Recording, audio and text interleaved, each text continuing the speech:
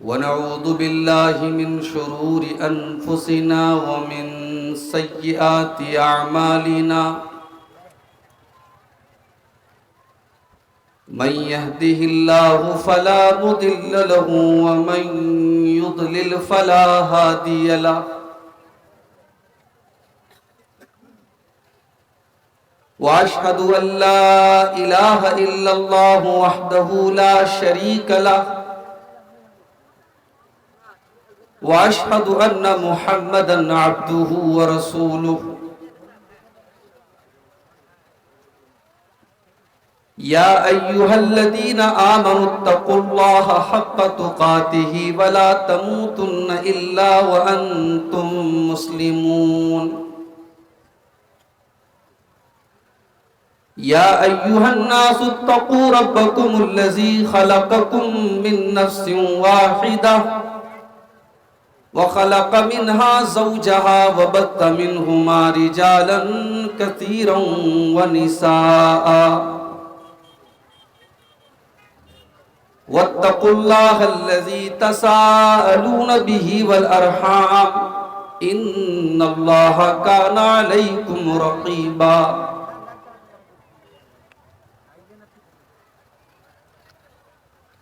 يا أيها الذين آمنوا اتقوا الله وقولوا قولا سديدا يصلح لكم أعمالكم ويغفر لكم ذنوبكم ومن يطع الله ورسوله فقد فاز فوزا عظيما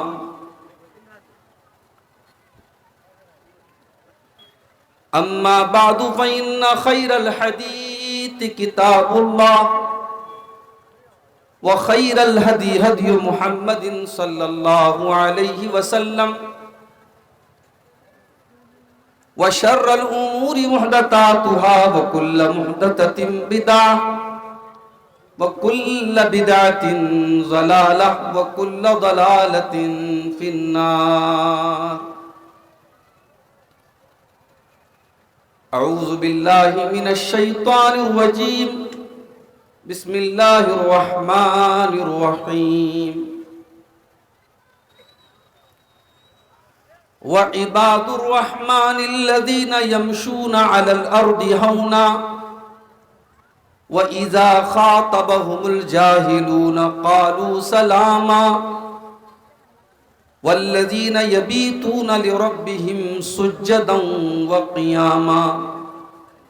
والذين يقولون ربنا اصرف عنا عذاب جهنم إن عذابها كان غراما إنها ساءت مستقرا ومقاما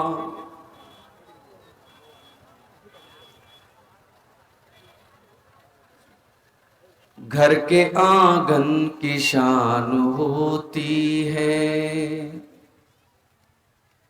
گھر کے آنگن کی شان ہوتی ہے بیٹیاں گھر کی جان ہوتی ہیں ماں کے دل کا سکون ہوتی ہے اپنے والد کا مان ہوتی ہے یہ جو ہنستی ہیں پھول کھلتے ہیں یہ جو ہنستی ہے پھول کھلتے ہیں خوشبوؤں کی دکان ہوتی ہے بن کے رحمت یہ گھر میں آتی ہے بن کے رحمت یہ گھر میں آتی ہے برکتوں کا نشان ہوتی ہے بیٹیوں کے اوپر یہ نظم ہے جو بیٹیوں کے باپ ہیں وہ خاص طور سے اس نظم کو سماعت کریں بیٹیوں کے تعلق سے یہ نظم خود میری اپنی لکھی ہوئی نظم ہے اور میں جب اسے پڑھتا ہوں تو دل بھر جاتا ہے بیٹیوں کے تعلق سے آج سماج میں نہ جانے کیسی کیسی سوچ ہے جبکہ بیٹی کی پرورش پر اللہ کے نبی نے جنت کی خوشخبری سنائی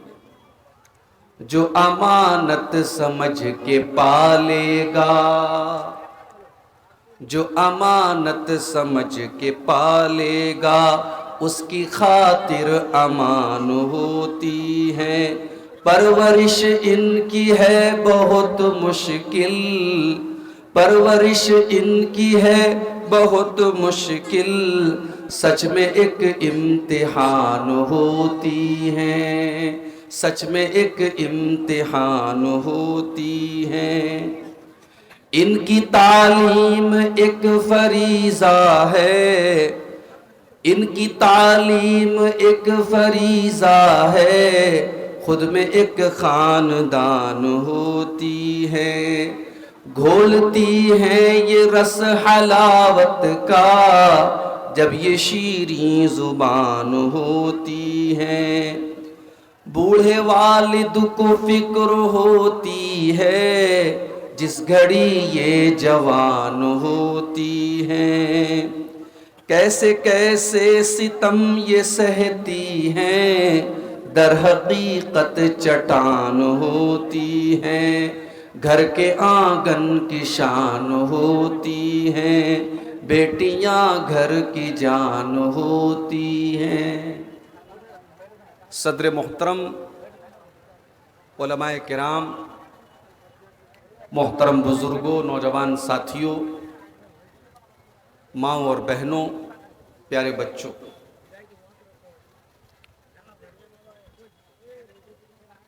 آج کا یہ پروگرام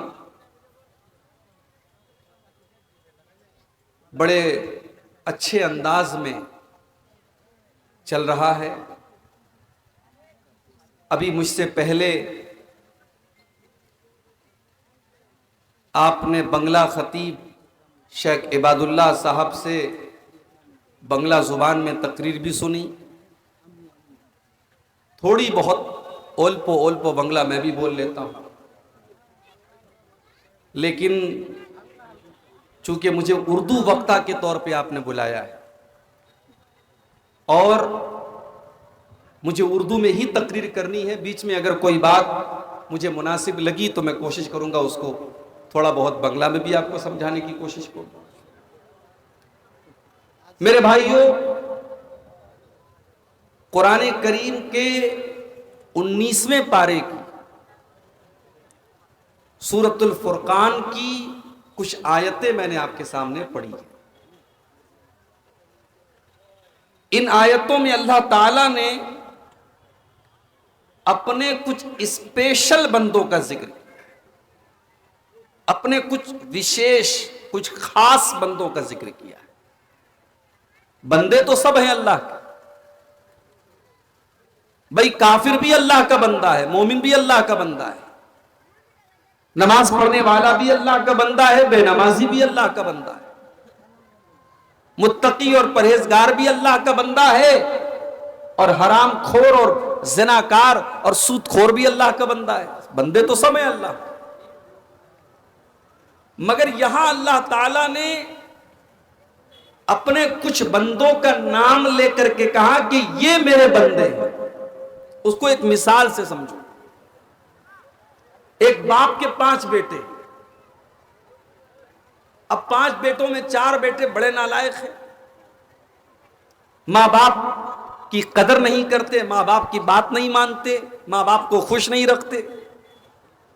ایک بیٹا ایسا ہے جو باپ کی بڑی قدر کرتا ہے، ماں کی بڑی خدمت کرتا ہے، ماتا پتا کی بڑی سیوا کرتا ہے۔ تو باپ کبھی کبھی کہتا ہے کہ یار میرا بیٹا تو وہ ہے،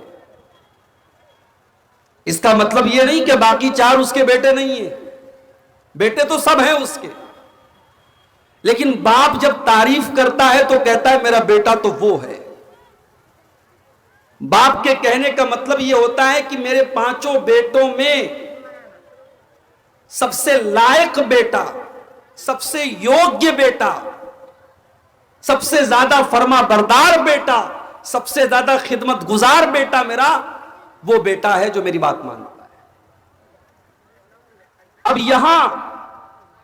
اللہ تعالیٰ نے اپنے کچھ خاص بندوں کا ذکر کیا ہے اور ان کی کچھ خوبیاں بیان کی ہیں، کچھ وشیشتائیں، کچھ کوالٹیز بیان کی۔ اور آج کی میری تقریر کا جو ٹاپک ہے، میرے وقتویہ کا جو وشے ہے، وہ انہی اللہ کے رحمان کے بندوں کی وشیشتائیں، ان کی خوبیاں، ان کی کوالٹیز، انہی کو میں انشاءاللہ آج آپ کے سامنے بیان کروں۔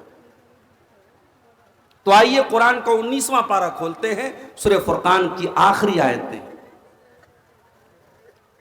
وَعِبَادُ الرَّحْمَنِ الَّذِينَ يَمْشُونَ عَلَى الْأَرْضِ هَوْنًا،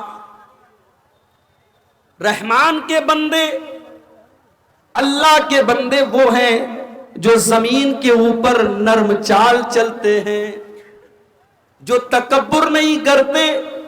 جو گھمنڈ نہیں کرتے، جو اہنکار نہیں کرتے، جن کے اندر ایگو نہیں ہوتا، جن کے اندر تکبر نہیں ہوتا، جن کے اندر گھمنڈ نہیں ہوتا،